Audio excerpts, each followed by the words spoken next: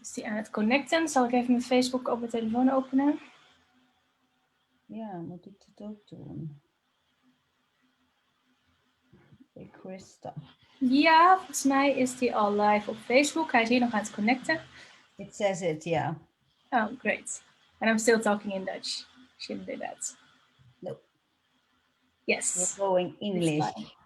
Live op Facebook. Hij is hier nog aan het connecten. So then. Yes, we are live.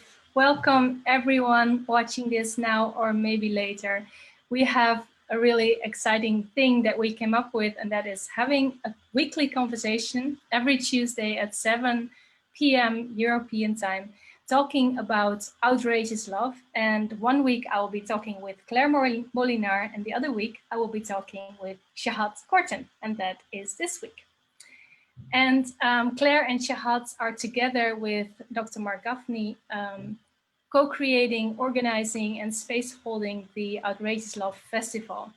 And this is why we thought it would be exciting to have these conversations about outrageous love. So thank you, Chahat, for being here and welcome. Thank you. I am most honored to be with you. So wonderful, yes. Thank you, great. And we are both in red, we noticed. And now that I see us both on the screen, it looks it looks like we arranged it, but we didn't. So anyway, if you are watching us on Facebook right now, I also have it here on my phone. So if you want to ask a question or make a comment, I can also read you there.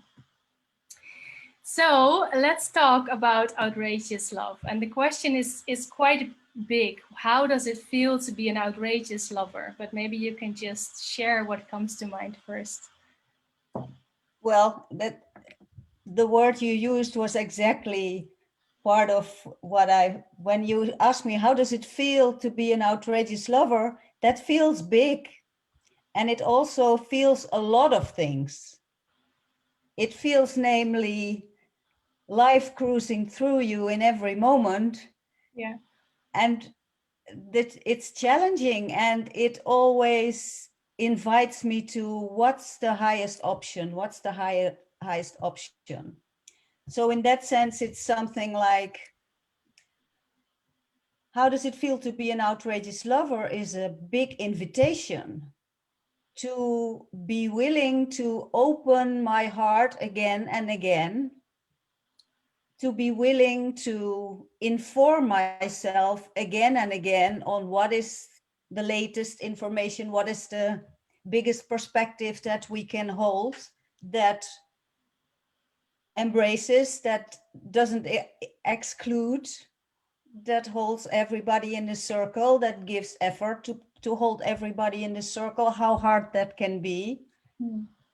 So that's basically, it's a practice.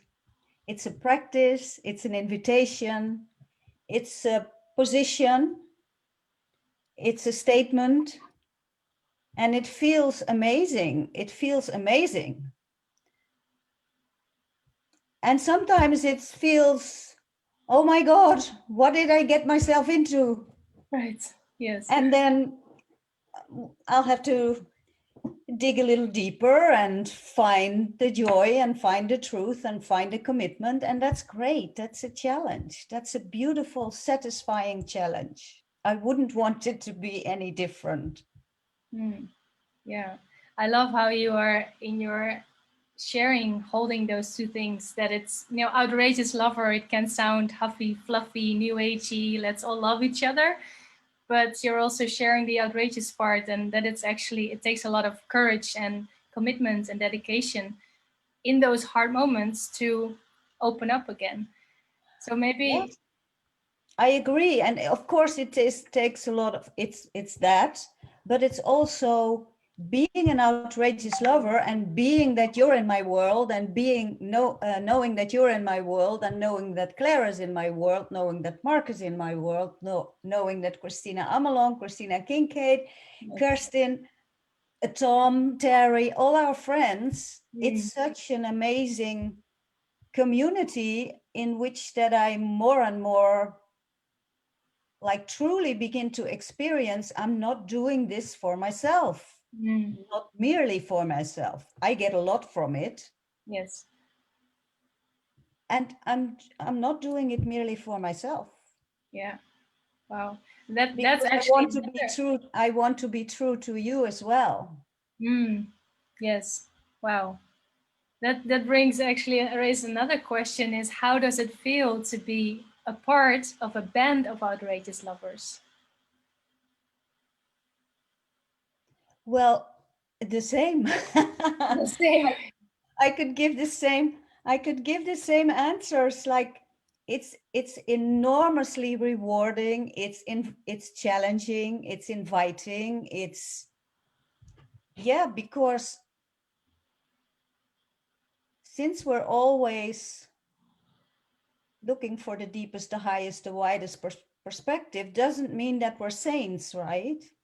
It doesn't mean that sometimes you connect easier with one and that another one kind of brings some of your little demons a little more in the front. But then what? Then what?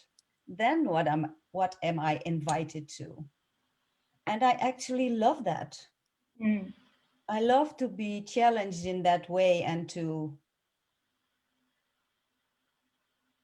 yeah, to always see what can be the next step.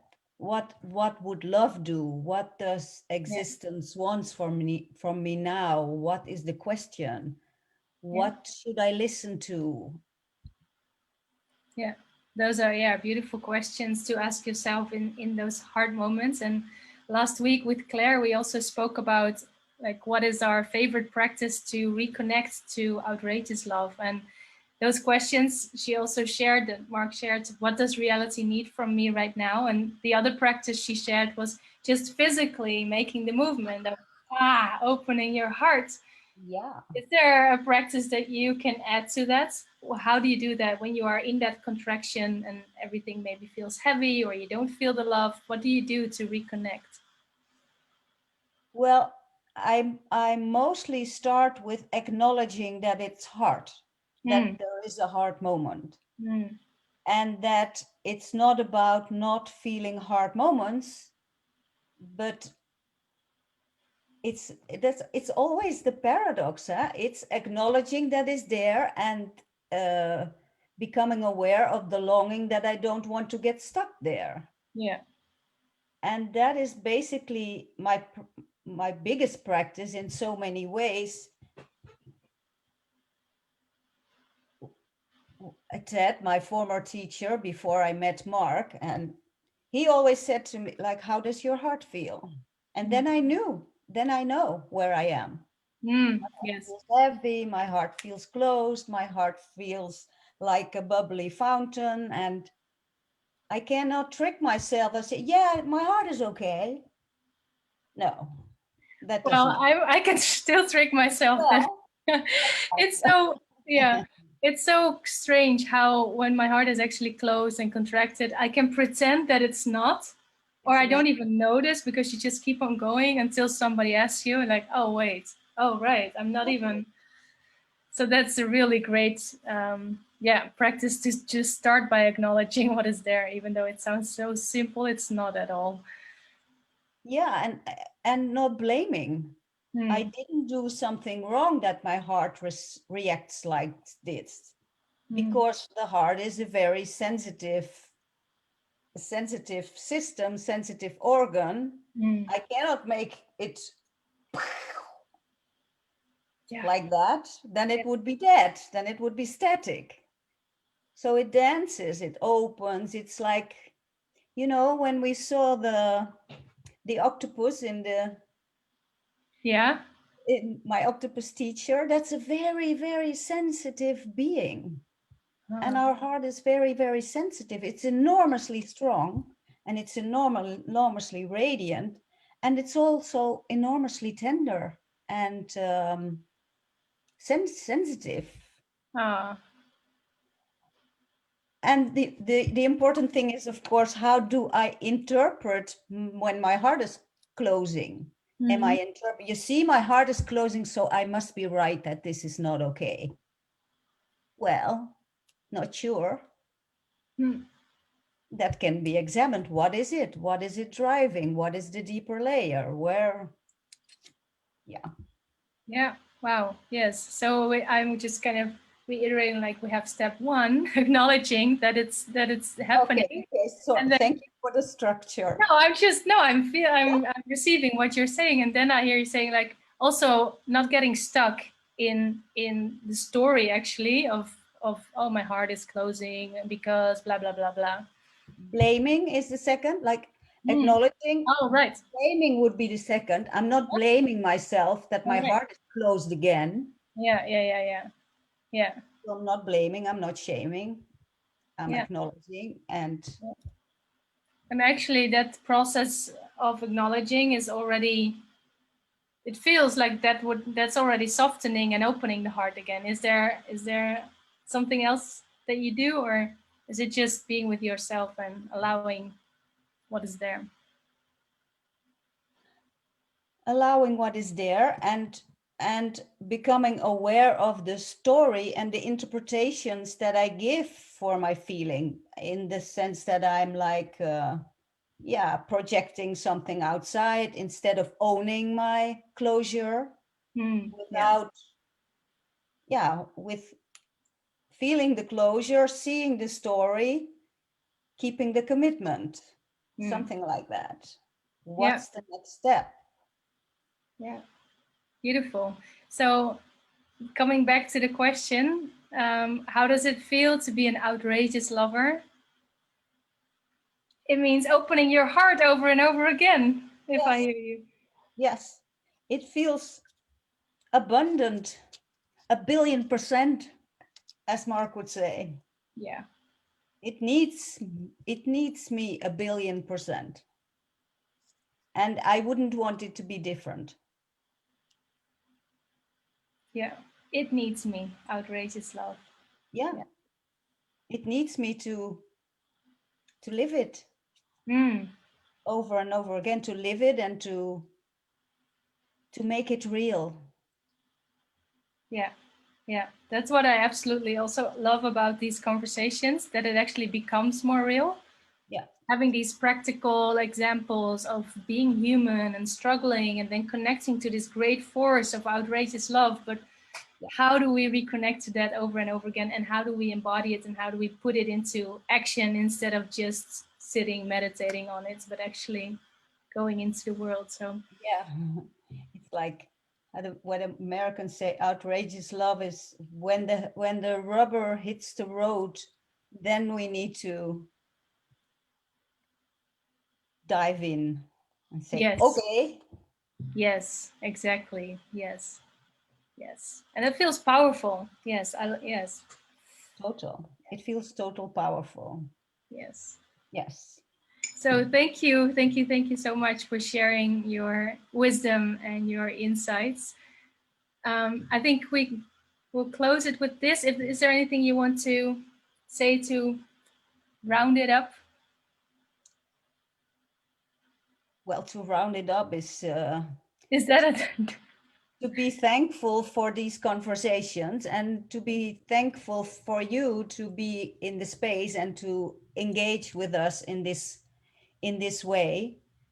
And what makes it also real is that you know that I'm in the practice, and I know that you're in the practice, and we're supporting each other, and we are seeing each other through the biggest perspective that we can muster for each other. And yeah, we multiply love, right? And Yes, I'm so grateful for that. yes.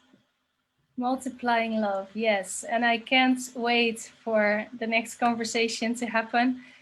And as we shared last week, but maybe you're here for the first time, we will have these conversations every Tuesday at 7 p.m. European time. And I have the honor to have conversations with Chahat Corton and Claire Molinard, who are both co-creators, organizers, and deep space holders for the Outrageous Love Festival that is happening every year in Holland. So we are going to have weekly conversations about what outrageous love even means, how to be an outrageous lover, and share beautiful stories and practices with you here every week. So I'm Yes. looking forward to be together again next week. And this year is for the first time in Belgium. Oh, yes, you're right. It's not in Holland. Not in True. Holland this time. It's Our first time Belgian in friends. Holland, and we have an amazing, beautifully castle. Another awesome castle, and I'm Yes. totally looking forward. We're so totally fully committed to projecting the possibility of doing it in Yeah. real life. Yeah. And Yeah. I think we're gonna, and of course we'll respond to this situation the way it is, but for now we're like Yes. in. Let's make it happen. Yeah. Yes. And it's so special because this is an international community. So people from all over the world and this are coming because this is like the core retreats. Can't even call it a retreat, but Dharma Lab. So people from America are already booking tickets, right? Yes, Yeah, yes. that's so exciting. Yeah, Yes, I totally can't wait for exciting. all of So us. it's like, yes, let's be, like Osho said, be realistic, plan for a miracle. Let's do Yeah, it. yes, yes, yes. We've I done actually, it. We've done it for 8 times, so now the 9th. yeah, that's time. Yeah, I actually wrote a beautiful story in one of Marc's books today about. Of course, I can't tell the story as beautifully, but it was about buying a baby carriage before having a baby. You know. Buying a baby carriage, yes. Yes. So we're just buying our tickets, and we're gonna make this happen. Yes. Yeah. Yes. Awesome. Thank you so much. And I will see you in 2 weeks and Claire next week here. Thank you so much, Krista. Okay, great.